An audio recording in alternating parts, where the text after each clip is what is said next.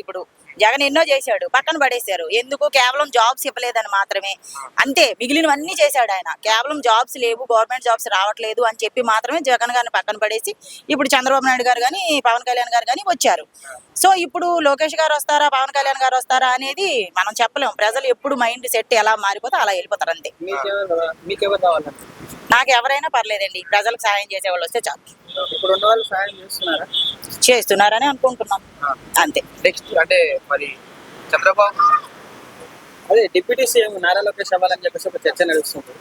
అది మీరు ఓకే అంటారు? అట్లా ఇస్తే చర్చలు అనేవి కామన్ అండి, అలా జరుగుతూ ఉంటాయి. మనం అప్పుడప్పుడు మీటింగ్లు వేసుకుంటాం కదా, వాళ్ళు కూడా అలా మీటింగ్ వేసుకుంటారు అంతే, టైం పాస్ కి. ఇన్ ఫ్యూచర్ లో మళ్ళీ జగన్ గారు సీఎం అయ్యే ఛాన్స్ ఉందా? చెప్పలేమండి, ఎందుకంటే చూస్తారు జనాలు, అందరికి ఒక్కొక్క ఛాన్స్ ఇస్తారన్నమాట. ఫస్ట్ అంతా జగన్ గారికి ఇచ్చారు, ఇప్పుడు పవన్ కళ్యాణ్ గారు సీఎం, నెక్స్ట్ మన ముఖ్యమంత్రి గారికి ఇచ్చారు కాబట్టి తర్వాత పవన్ కళ్యాణ్ గారు అవ్వచ్చేమో సీఎం, చెప్పలేం.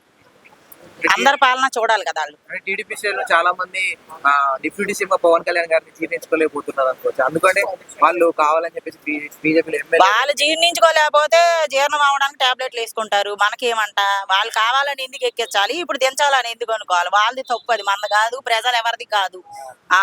వాళ్ళే గేమ్లు వేసేసుకొని ఫస్ట్ కూర్చోబెట్టి తర్వాత కుర్చీ తీసేసుకుంటాం అంటే కుదరదు కదా. అది ఎందుకు మేడం అంటే 1 ఇయర్ ప్రభుత్వం వచ్చిన 1 ఇయర్ లోనే ఇట్లా డిప్యూటీ సీఎం లోకేష్ గారిని కావాలి అని ఎందుకు అంటున్నారు? అంటే పవన్ కళ్యాణ్ గారి పాలన నచ్చట్లేదా? ఎందుకు అట్లా? అలా అని ఎందుకు అనుకోవాలండి, ఆ కుర్చీ పదవి తాలూకా ఏంటిది, పదవి తాలూకది ఇది తెలిసిందేమో వాళ్ళకి, పవర్ అంతే కదా. ఒక చైర్ లో కూర్చోగానే ఆ కుర్చీ తాలూకు మహిమ ఏంటి, లేదా పవర్ ఏంటి, దాని మీద ఉంటే రెస్పెక్ట్ ఏంటి, దాని బరువు బాధ్యతలు ఏంటి అని తెలిసేమో వీళ్ళకి. అదేదో ఫస్టే పెట్టుకోవచ్చు, వాళ్ళ అబ్బాయే కాబట్టి లోకేష్ గారు, చంద్రబాబు నాయుడు అప్పుడే పెట్టుకోవచ్చు కదా, పెట్టుకోలేదు. అంటే పవన్ కళ్యాణ్ గారు వాళ్ళ కూటమిలోనే ఎవరైతే పని వారు సరిగ్గా చేయలేదో వాళ్ళకి వార్నింగ్ ఇవ్వడం వల్లనే ఇది స్టార్ట్ అయింది. పని చేయకపోతే చెప్తారండి, చెప్పడంలో తప్పు అనుకుంటే ఎలాగా? బాగున్నప్పుడు మనకి ప్రోత్సహిస్తారు, అంటే శభాసరా నాయన అని చెప్తారు. బాగోలేనప్పుడు ఇది బాగోలేదు అని చెప్తారు. చెప్పడం కూడా తప్పు అంటే ఎలాగా? ఏమీ చెప్పకుండా పరిపాలన ఎలా చేస్తారు ప్రజల కోసం? పవన్ కళ్యాణ్ గారి పరిపాలన ఎలా? బాగానే ఉందండి, ఇంకా బాగుండాలని కోరుకుంటున్నాను.